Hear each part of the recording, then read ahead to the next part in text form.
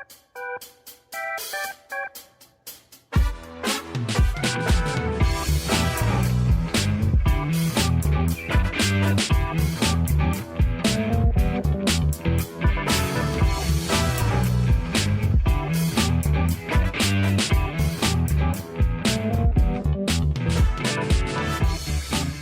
welcome here, Curtin Holman with you with your VE Sports Podcast number 1.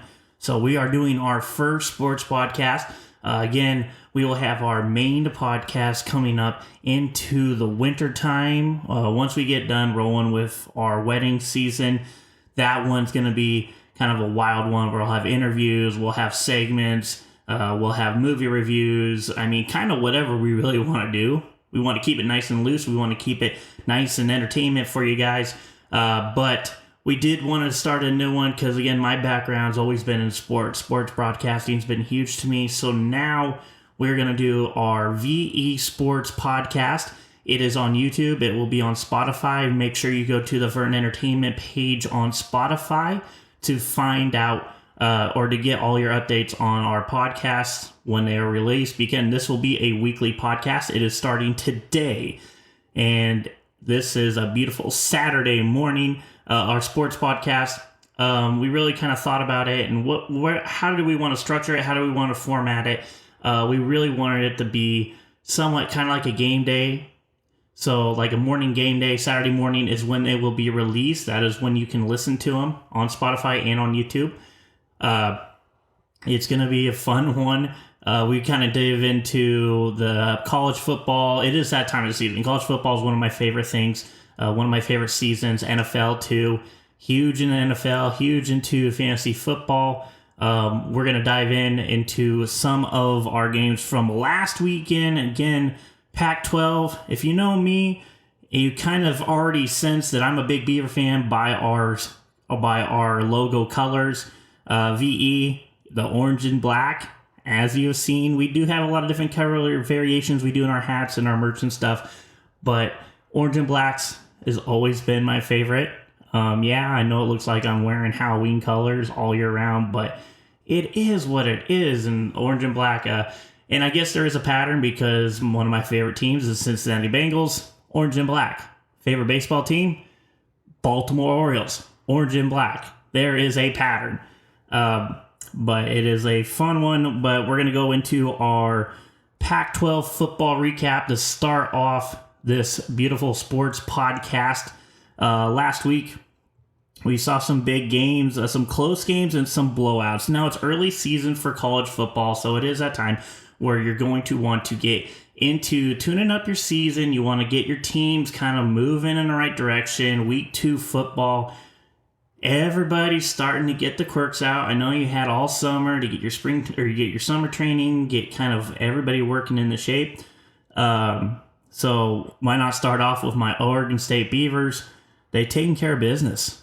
They are looking very tough. And the Pac-12 is a very tough conference this year, even though this is the last season of the original Pac-12 or even the Pac-10, and with some of the 2 additions to make it to Pac-12.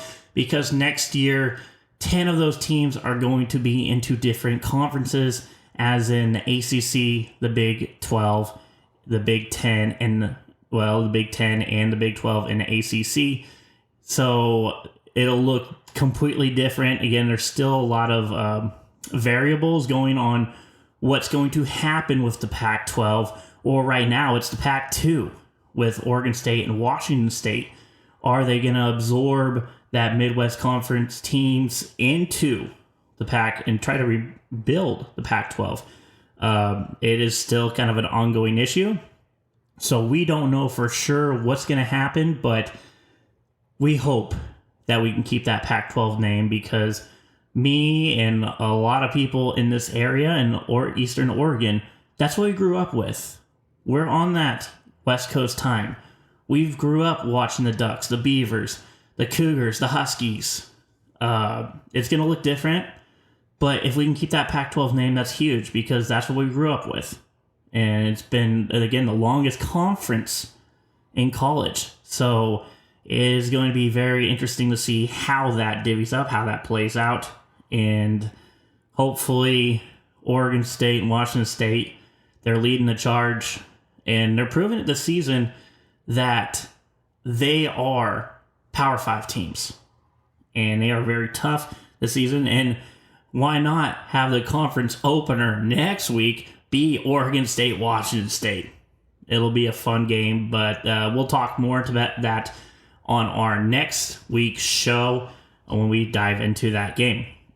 But we'll go ahead and recap Pac-12 football from last weekend. Oregon State 55, UC Davis 7, Oregon 38, Texas Tech 30. That was an interesting game because it was 31-30, and really a pick six was kind of the big play make at the end for the Ducks. And Texas Tech's a tough team, but to have two losses back-to-back is kind of interesting. But again, Oregon kind of escaped that game if you watched it. And that's going to shape up into a big conference opener for them on their next week game when they get to go against Colorado. That'll be an interesting game. But rounding through the Pac-12, Washington State, big upset against Wisconsin, 31-22. Washington beat Tulsa, 43-10. Colorado at home for their home opener defeated Nebraska, 36-12. Utah squeaked out against Baylor, 20-13. USC routed Stanford, 56-10. Mississippi State beat Arizona in overtime, 31-24. UCLA 35, San Diego State 10. Auburn defeated California 14-10. Oklahoma State rounding out the Pac-12. They defeated Arizona State 27-15. So a lot of action in that Pac-12 conference and with those teams. And again, only conference game that has been played so far for the Pac-12 was USC versus Stanford. So a lot of interesting scores with that one. And just kind of looking at those games, there's 8 teams in the top 25 from the Pac-12.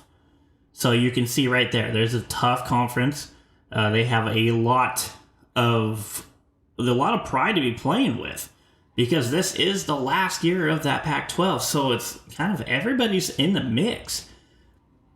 So it's going to be fun to see how this went. And once they get into conference play, there's going to be a lot of battles here and there, late night battles, early morning battles, and kind of shaping up what teams are going to see next year when they do get split into those different big conferences. And wherever we found out where Oregon State and Washington State goes, it's going to shape up college football in a completely different way. And so that will be an interesting season next season. But for this season, it'd be funny. And for me, it'd be kind of interesting to see if Washington State and Oregon State now they're in the same side of the Pac-12, but if they ever end up to be the top 2 teams in the Pac-12, that would be kind of the coolest thing to see this season. But it'll be interesting to see how it plays out. And we're going to look into some other matchups that happened last weekend.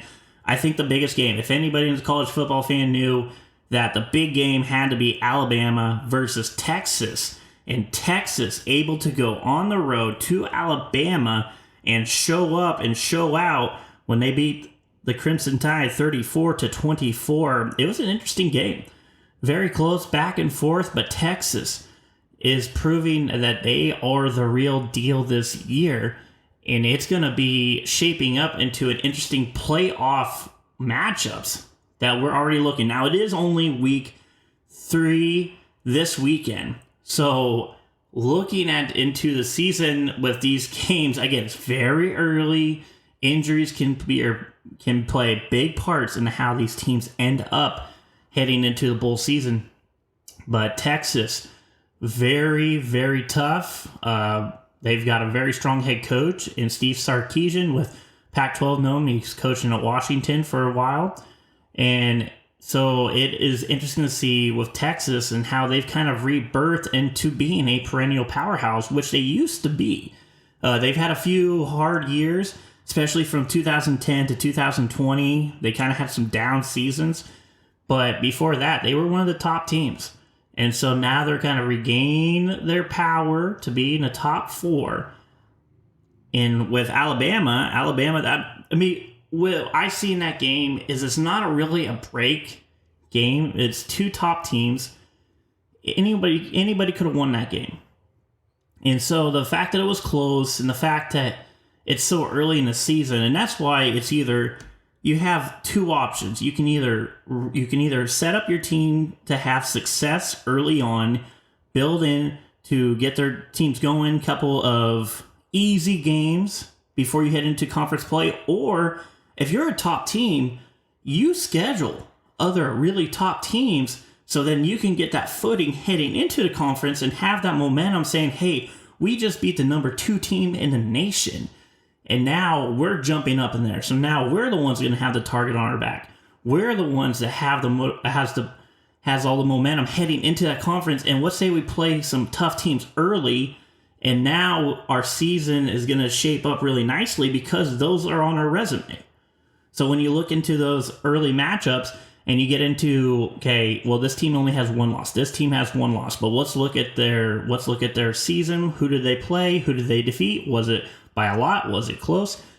Those games really matter when you get into that deciding factor, who's in the top 4.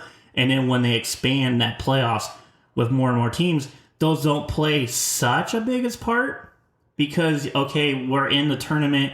We have the chance. We're in the top 8. We're in the top 12. However, they want to expand it out. We are going to be able to get ourselves into that spot and then have a chance for that national championship game.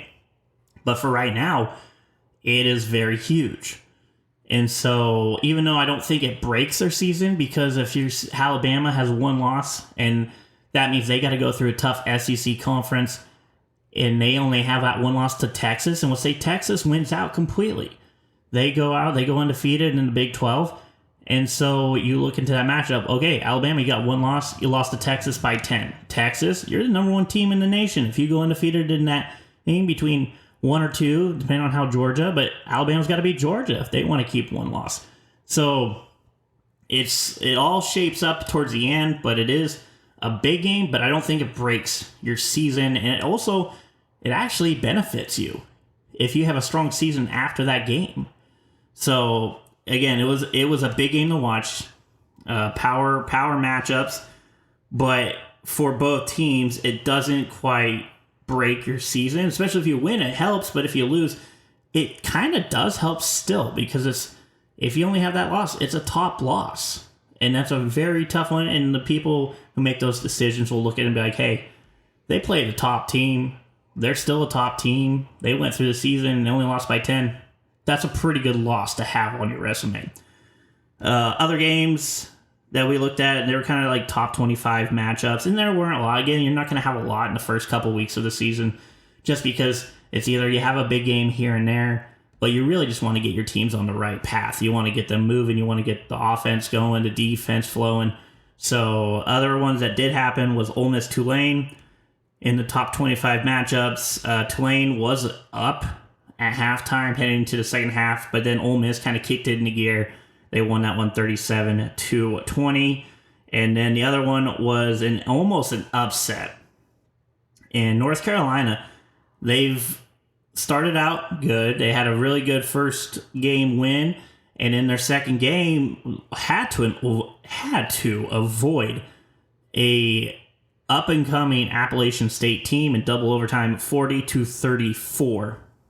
But for Appalachian State, to be able to keep up with UNC at that early pace in this season is a huge motivation boost, and be like, hey, we were so close to taking out one of the top, and we had a good chance.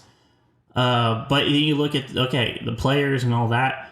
That's one thing that comes to mind in college football is when you recruit and you have the top talent, that is great. Like, it's an important part. You have some talent. But one motivational speech or one motto that has always stuck with me is that phenomenal will outplays phenomenal skill. In Appalachian State, they may not have the top recruits. They may not have the top talent coming to their programs every year. But if you can keep up with these top programs, with players that are mentally strong, will-abled, and they have phenomenal will, you can develop skill. But it is hard to develop will. And so if that's the kind of status you have, is we got some really good players, but they also are so mentally prepared. They're disciplined. They know how to compete at a higher level than what people see from them. That is huge for a program. So a very interesting game in that one. So that kind of rounds out some Pac-12 games and some other big games that happened last weekend. And now we're going to look at the top 25 teams. So this is the AP rankings for the top 25 teams in college football heading into this weekend's matchups. Really not a big change in someone's, other than that Texas Alabama one was kind of a change, but Alabama still keeps in the top 10. But looking at it, 1 Georgia, 2 Michigan, 3 Florida State, 4 Texas, and that was the big jump, was Texas all the way into the top 4. USC at 5, Ohio State 6, Penn State 7, Washington at 8, Notre Dame at 9, Alabama at 10. Now next 5 coming into between 11 and 15, you got Tennessee, Utah, Oregon, LSU, Kansas State, Oregon State at 16. Ole Miss, Colorado, Oklahoma, UNC, they round out the top 20.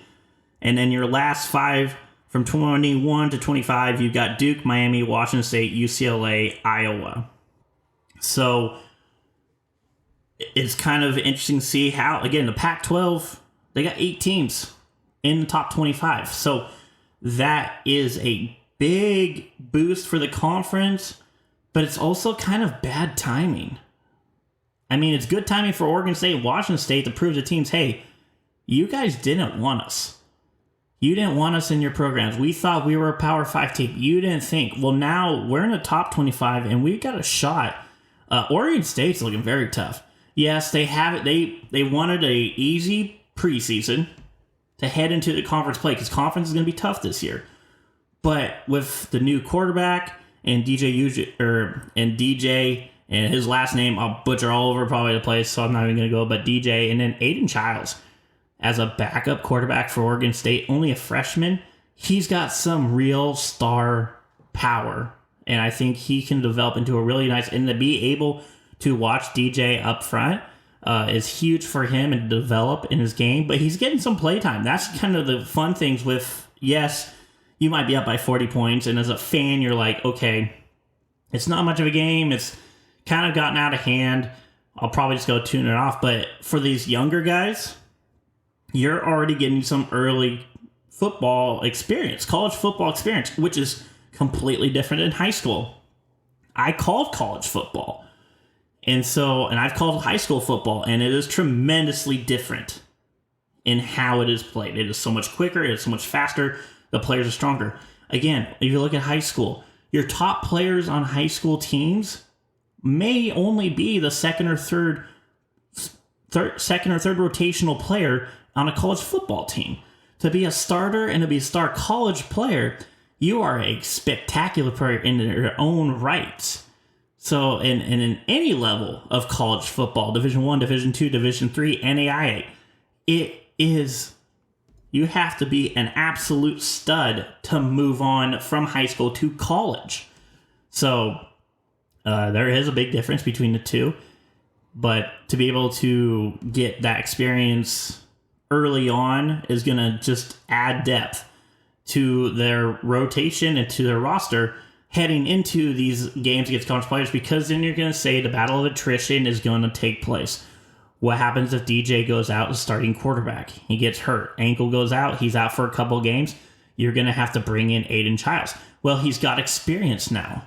It may not be against a top defense like he'll face in the Pac-12, but he has a better sense of the speed. He has a better sense of how everything flows. He's got a better relationship with his receivers, his running backs, his offensive line.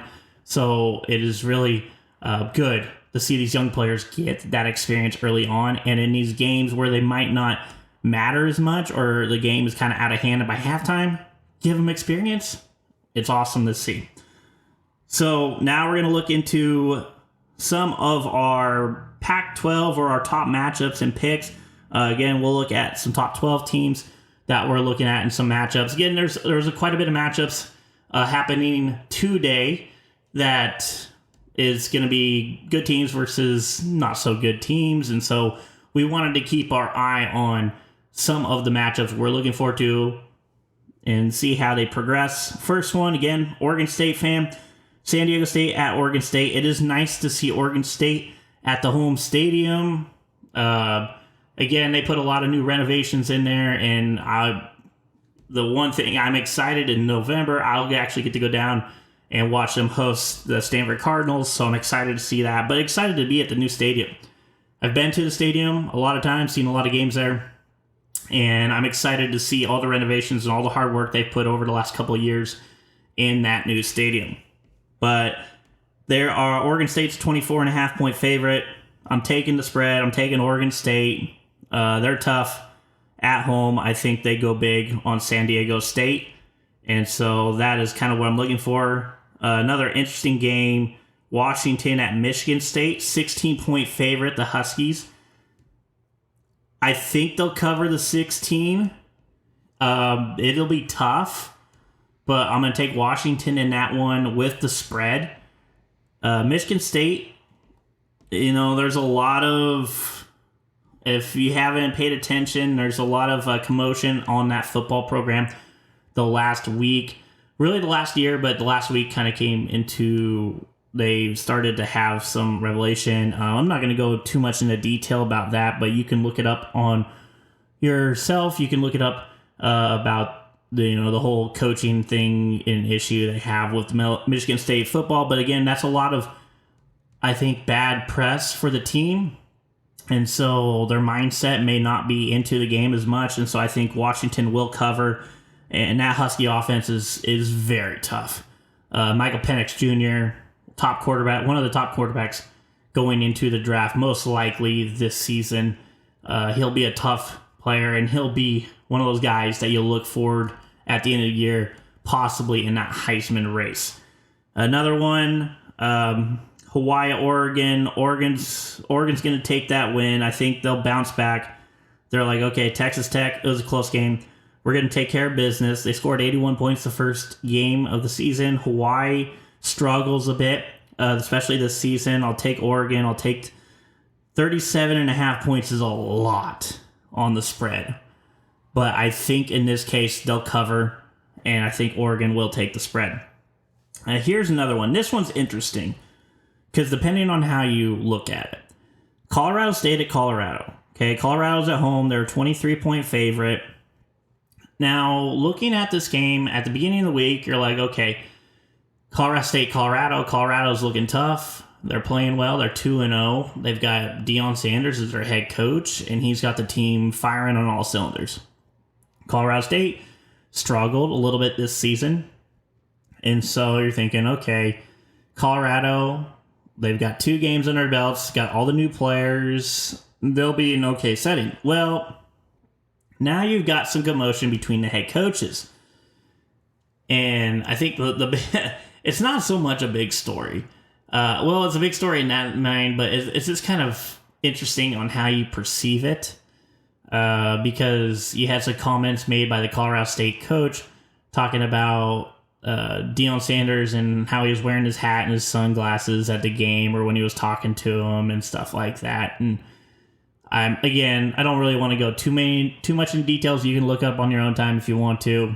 I don't think it's going to make a difference in the game as much, other than the fact that, Sanders came out and said, well, at first that's how I was going, okay, it's going to be a Colorado State, Colorado game. Well, it's going to be business like usual. But then comments are made, they take it personally, and now puts a chip on your shoulder. Usually what happens is when you poke the bear, in this case, you make comments like that, and you can either, you can kind of try to get into their head, try to give them a little bit of, try to get inside their mind, play some mind games with them, and say, hey, we can be the team, we can upset them if we do this, let's get them a little wild up so they're not as focused. But then there's the flip side of it when you poke the bear and they're like, hey, you can say all you want. You made it personal. Now we got a chip on our shoulder. Kind of like the Michael Jordan factor. when, he might not be doing so well, and then you say something, and then he puts 40 on you in a quarter. That's kind of how I'm feeling with this game. They have the talent, and now you made it personal. You poked the bear, and so I think they cover the 23 points. It's at home. Again, that'll be an interesting one to see. Minnesota, North Carolina, hopping out of the Pac-12, looking at some matchups that are interesting. North Carolina at home, 8-point favorite. Now, Minnesota has played some tough games this season. They've been in some really good ones so far. Minnesota's a tough team. They always have been, and especially in the last couple of years. But with North Carolina, I am going to take UNC. I'm not so much... Yeah, I'll probably take the 8 points with it just being over a touchdown and an extra point. I think UNC tries, because they've got Drake May at quarterback, and he's the real deal, but he really struggled in that last game against Appalachian State. And I think sometimes in those games you overlook your opponent. I think they reset their mindset a little bit this week and say, hey, we're a top team. We have the talent. We can't go at home and overlook these guys and look at these teams, especially Minnesota. You overlook them, they're going to put 20 on you. They'll take the lead early, and they'll take you down. So UNC, I'm going to say they get things back on track, take the 8 points, take the win. Other ones, other two games, they're SEC games. Tennessee at Florida. Tennessee 6.5 favorite in this matchup. Not going into too many details. I'll take Tennessee. I'll take the points. LSU 9.5 favorite on the road at Mississippi State. This is an interesting one. Mississippi State, LSU, high-powered offenses. So they like to throw the ball. They like to get in the end zone. They like to get their yards. Who's going to have the better defensive game, I think, is who's going to make those stops. I think LSU is more talented on that end. I think they have been coached well at that end, and they can make some really big plays. So far, again, they had a loss against Florida State, who's at number 3 in the nation right now. So last week, LSU had a tune-up game, went big. This is going to be an interesting one, but with the 9.5 favorite, I'll take the points. I think LSU covers and gets the win, but I expect to see kind of a high-powered, high offensive game, but who can make those stops in late key situations will decide the winner. But I think LSU is a little bit more prepared for those moments. So I would take LSU. And again, these are my opinions. You can do whatever you want. You can make your picks. You can make your decisions on how you look at the game. Go ahead and do it. I really, but these are just what I think and how I analyze games. Again, that was one thing I've done so long, was analyzing games and stuff, being a broadcaster. But looking at that one, that's kind of how I see this one playing out, but we'll see how it goes. We're going to move on now into another thing, NFL football. NFL is always fun. And we got some interesting matchups in this one. And these ones I'm just going to do as a straight pick 'em. I don't really, again, the point differential, there's not a lot. They're usually like maybe 2-3 points at most, going one way or another. And sometimes you might get 5 and 8 points at one. But that's really different compared to how most of these play out. But again, you did have the Thursday night game. You had the Eagles play the Vikings. The only thing that really good that came out with that is that Jordan Addison had a big game on my fantasy football roster. That was the big thing I took with that. Yes, it came from pretty much one play, but if you can get a touchdown and 60-plus yards on one play, I'll take that. That's good points. And so, and really anybody, and I know in our fantasy football league, we got a lot of players starting on both of those rosters. And other than probably A.J. Brown, who had, 9 points, 8 or 9 points. But everybody else really had a good one. Justin Jefferson had a big game. T.J. Hawkinson had a big game. Jalen Hurts had an okay game. Kirk Cousins, who, sitting on my bench, had 32 points, which I'm okay, but I got Joe Burrow. I'll go more into that Bengals game and how I think they'll come back. But yeah, it was a good Thursday night game, and it was kind of interesting to see because, again, Vikings, they're a high-powered passing offense with the trade of Dalvin Cook, and now you added Jordan Addison, Kirk Cousins, you're running the show. You got Justin Jefferson, one of the best receivers, if not the best receiver in the NFL at this moment. And a pretty strong defense in both teams. Philadelphia, same thing. Devontae Smith, a big offensive. A.J. Brown, very good at receiver. Jalen Hurts. It was a fun matchup, especially early on in the season, and two teams that have a good chance of seeing each other in the playoff race. But again, Eagles did end up winning that one. Now looking at tomorrow's matchups in the NFL and into also the Monday night games. Oakland at Buffalo. I think Buffalo will take that one after the loss against the Jets last week. Oakland at Buffalo, I'll take Buffalo. Baltimore at Cincinnati. So this is where we talk about a little bit about the Bengals football. Last week was distasteful in how I saw the game. It hurt. Being a Bengals fan for a long time, and we're like, okay, what we don't need, and this was the same start of last season where we had one game that did not go very well. I believe we played Pittsburgh, and then we started out in a really bad hole. We tried to come back, but it just wasn't working. Burrow being held to 80 points. Now, the one thing I did kind of scare me about this was that he got paid. I mean, paid big time as being the biggest contract in the NFL ever right before the game. So usually in that case, I kind of think, well, if you get, and this is my strategy in fantasy football, I try to look for players that are on contract years that are looking to get paid, not getting paid.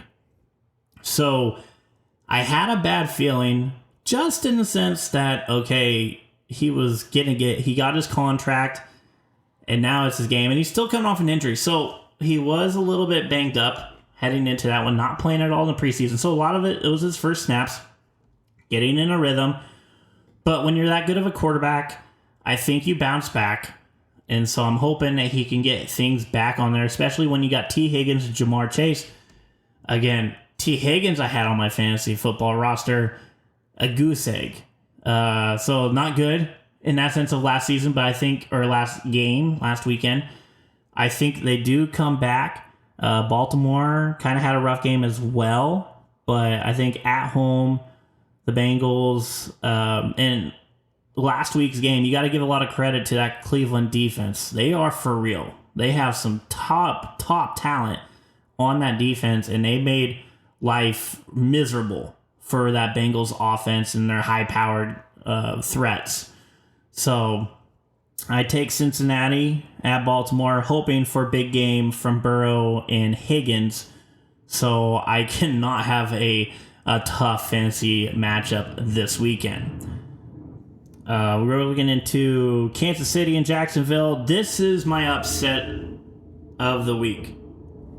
And if you may have heard that background, again, in Eastern Oregon, in Pendleton, just a little side tint, that was the Jets flying over the Pendleton Roundup. So don't be worried as we're recording this that we did have Pendleton Roundup is going in full motion. So those were Jets going over where I'm recording. So don't be aware or don't be afraid.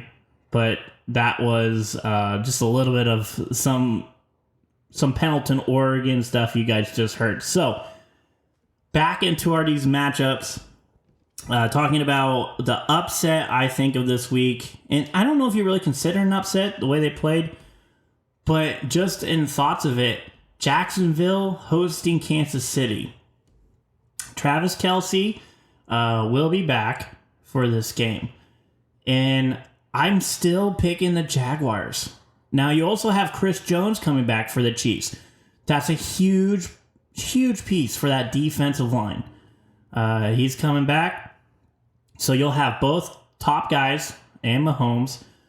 But at home, Jacksonville, one of the top defenses, if not the top defense in the NFL so far. And again, I know you're basing it off one game, but very tough place to play. And I think this Trevor Lawrence offense is going to be tough to stop. And Kansas City on the road. Kansas City does not have many back-to-back losses, if not, especially in the last couple of years. But I think this is, again, my opinion. I think Jacksonville is going to take this game. It's going to be very close. It's going to be very tight. And I think the last play of the game wins. But I think Jacksonville could pull off this win. And that would be huge in the way they've been going and the way they've been rebuilding that team. Moving on to some other ones. Los Angeles Chargers at Tennessee. I'm going to take the Chargers in that matchup. Hopefully that offense can keep going, and hopefully the defense starts playing well. I've got them in another fantasy league, so we need them. Again, they played Miami. Miami, if you didn't notice from last weekend, they took care of business offensively. Tua with over 440 yards in the air, and Tyreek Hill with like 215 yards receiving. So defense needs to have a strong showing, and hopefully this weekend they'll get it going. Green Bay at Atlanta. I'll take Green Bay at that matchup. Seattle at Detroit. As much as I like the Seahawks, they had a tough one on the road against the Rams. I think they getting Witherspoon back and getting some players back and Jamal Adams, but he'll be kind of more into, okay, we got to get him back in the speed of things because he was all out last season. So they got to work him into getting him back into football speed and shape. But in that one, Detroit, very tough team. I'll take Detroit at home against the Seahawks. Indianapolis at Houston, I'll take the Colts. Chicago at Tampa Bay, I'll take the Buccaneers in that one at home. New York Giants against Arizona. Again, New York Giants, tough showing against that Cowboy defense, but I think Daniel Jones will start getting things back in there. Saquon Barkley, really tough. Got to get him involved. But I do like how they have the offense, but I will take the Giants in that matchup against the Cardinals. San Francisco at the Rams, I'll take San Francisco. San Francisco, probably one of the top 2 or 3 teams in the NFL right now and heading into this one, so very tough between McCaffrey. You got Deebo Samuel, Brandon Ayuk, who had a really good game last weekend, and then you got Nick Bosa, who just signed his big contract, and he came out swinging. He's a stud. Probably one of the top defense players in the NFL, if not the top, especially on the defensive line. So I'll take the Niners in that matchup. New York Jets at Dallas. Again, if you heard the big news, Aaron Rodgers went out. He's out all season with the Achilles injury. Dallas, tough showing. Had a very tough showing last week. 40 points, but that defense is for real. Offense may have struggled here and there, but when you have a really good defense, it makes things easier, especially for your offense. So I will take the Cowboys in that matchup against the Jets. However, I'm hoping that Breece Hall has a big game because he was kind of my sleeper coming off the injury for my fantasy football team. And so I'm hoping he takes care of business. And if he has a showing like he did in week 1 with over 120 yards running, and if he can do it on the Cowboys defense, that'd be a huge plus for him this season. Other matchups going on. Washington at Denver. This is another one that I kind of went probably against the grain on. But I'll take the Commanders. I'll take Washington in this matchup at Denver. I like how Sam Howell's been playing. Again, a very young quarterback, learning the system, but he showed toughness last week. And they've got some playmakers, especially on that defensive side, offense. They'll get things rolling. I expect a close matchup against Denver, but I will take Washington in that game. Miami at New England. You got to go. It's a close one. New England's got a really tough defense. Miami's got a high-powered offense. Tua coming off a big performance to start the season. Same with Tyreek Hill. Jalen Waddle had a good game. Miami defense, interesting on how it plays, but I think that I will take the Dolphins in this matchup. But at New England's always tough to play against the Patriots. Defensively, they're very strong. Offensively, they still got a lot of things they're working out, but I just think the Dolphins are a little bit more polished, and if Tyreek Hill and Waddle can get things going early and open up space for Mostert to get the ball on the ground and make life a little bit easier for Tua, I'll take the Dolphins in that game. And then you have your 2 Monday night games. Again, 2 Monday night for this week. And first one will be New Orleans at Carolina. I'll take the Saints in that matchup against the Panthers. I like the way how new quarterback for the Saints, Derek Carr, he played pretty tough. He was able to maneuver and able to get a drive there at the end of the game to get the win. And hopefully I will see Jamal Williams get back into his shape where he was with the Lions last year, becoming that touchdown machine.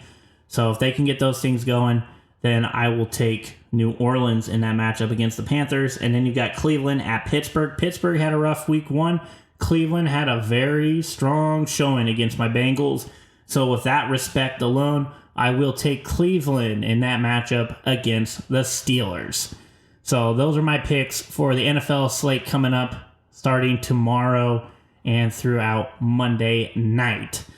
Other news and sporting thing, and this is more of a personal thing for me, but I will be on the road to Tri-Cities tonight to watch WWE live event.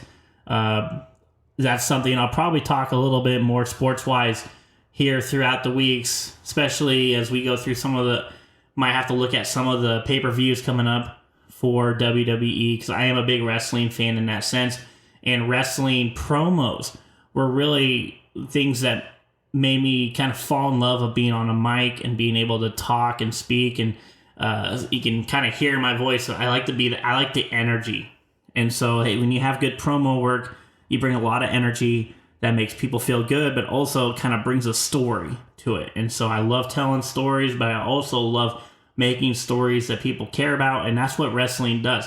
Again, people are like, well, they think it's fake and it's choreographed and everything. And that is true. Like, it's not fake. It is choreographed, though.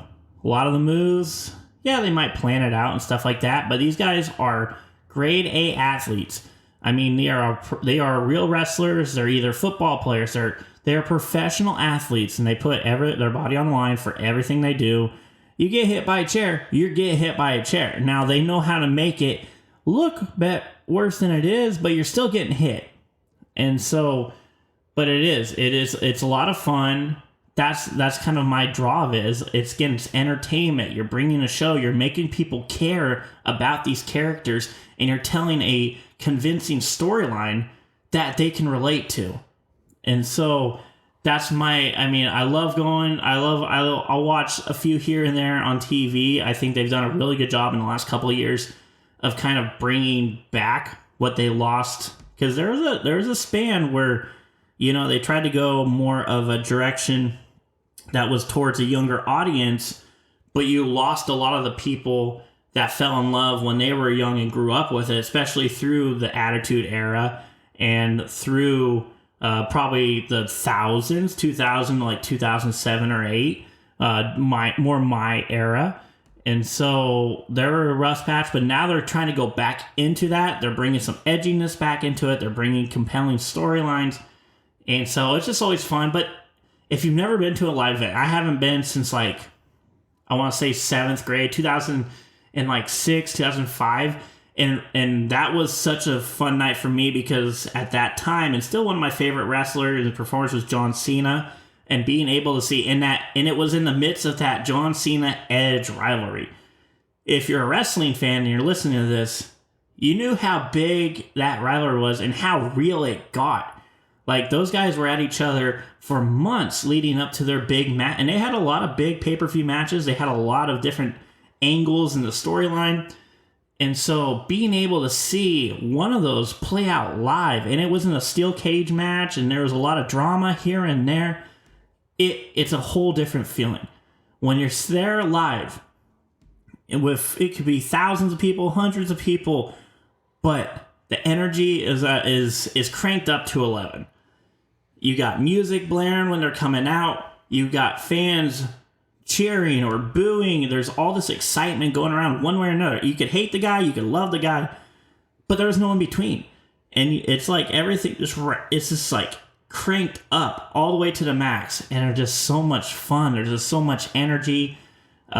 They interact with the fans, and they have a really good lineup coming up to this one in Tri-Cities. Cody Rhodes. If you don't know who Cody Rhodes is, and you're in the looking at the wrestling, I mean, he's kind of, first of all, Dusty Rhodes' son, but he took off and he really was one of the starters of AEW.